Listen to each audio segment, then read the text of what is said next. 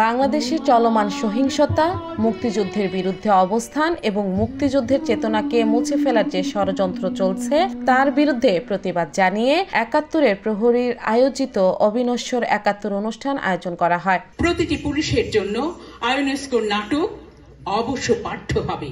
অনুষ্ঠান শুরু হয় এই প্রজন্মের বাংলাদেশি আমেরিকানের কণ্ঠে মহান মুক্তিযুদ্ধের ইতিহাস পাঠ দিয়ে। আমার প্রস্তাবগুলো মেনে নেবেন।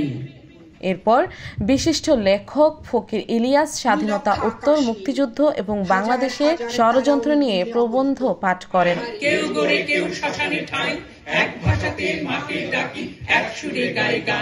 অনুষ্ঠানে রওশনারা নিপার পরিচালনায় সমসাময়িক সহিংসতা এবং ষড়যন্ত্রের প্রেক্ষাপটে একটি প্রামাণ্যচিত্র প্রদর্শিত হয়। বীর মুক্তিযোদ্ধা ডক্টর নুরুন নবীকে ডক্টর নুরুন নবী সমসাময়িক ঘটনাবলীর বিভিন্ন দিক নিয়ে গভীর বিশ্লেষণ উপস্থাপন করেন। এই আন্দোলন হঠাৎ করে হয়নি, এটা মেটিকুলাসলি প্ল্যান্ড এন্ড এক্সিকিউটেড।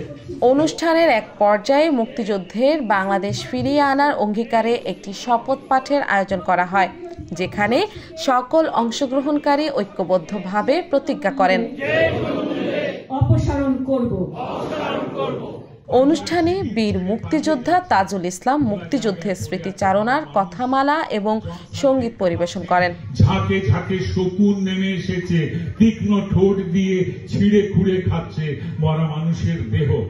জনপ্রিয় কণ্ঠশিল্পী দিনাত জাহান মুন্নি এবং শাহ মাহবুব দেশাত্মবোধক সঙ্গীত পরিবেশন করেন, যা পুরো অনুষ্ঠানে দেশপ্রেমের আবহ তৈরি করে।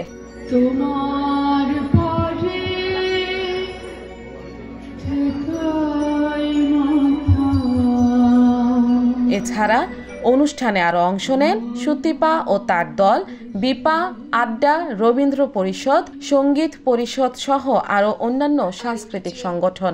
গ্রাম, গঞ্জ, হাট, জনপদ অংশগ্রহণকারী সংগঠনগুলো তাদের মনোমুগ্ধকর পরিবেশনা দিয়ে এই আয়োজনকে আরো প্রাণবন্ত করে তোলে।